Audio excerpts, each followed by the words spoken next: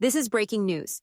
A tragic mid-air collision near Ronald Reagan National Airport has halted all flights and triggered an emergency response. An American Airlines passenger plane and a U.S. Army Black Hawk helicopter have crashed, with all 67 people on board presumed dead. Let's break down what we know so far. According to emergency officials, PSA Airlines Flight 5342, a Canadair regional jet CRJ-700 carrying 64 passengers and 4 crew members, collided with a U.S. Army Black Hawk helicopter near Washington, D.C. The helicopter, call sign PAT-25, was a specialized VIP transport aircraft conducting a training exercise. Reports indicate the collision occurred shortly after an exchange with air traffic control, where the helicopter pilot confirmed visual contact with the passenger jet and requested visual separation.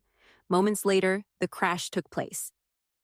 Initial emergency response efforts were focused on rescue, but as of the latest updates, officials have transitioned to a recovery operation.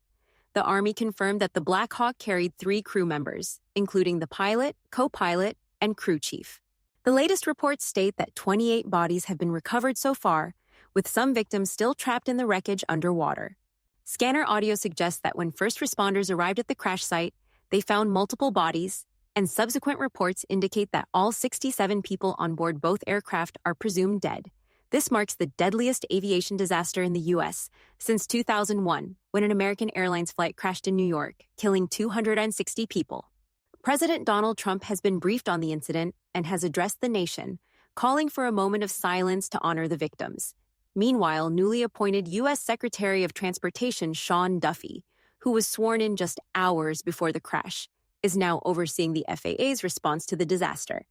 Defense Secretary Pete Hegseth provided additional details, confirming that the Black Hawk crew was highly experienced and using night vision goggles during the training exercise.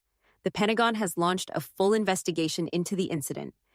A critical piece of evidence in this case is the recorded conversation between the Reagan Airport control tower and PAT-25. In the recording, the tower asked the helicopter pilot if they have the CRJ-700 in sight. The pilot confirms and requests visual separation, and the crash occurs shortly after. Investigators will be analyzing this exchange alongside radar data and flight recorder information to determine exactly what went wrong. This disaster raises serious concerns about airspace management and military-civilian flight coordination, especially near a major international airport.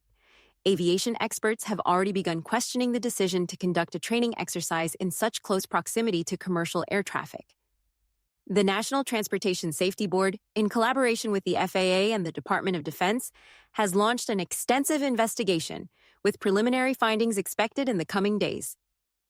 This is an ongoing story, and we will continue to bring you the latest updates as more information emerges. Make sure to like, subscribe, and turn on notifications so you don't miss any breaking developments. Our thoughts are with the victims and their families during this tragic time. Thanks for watching, and stay informed.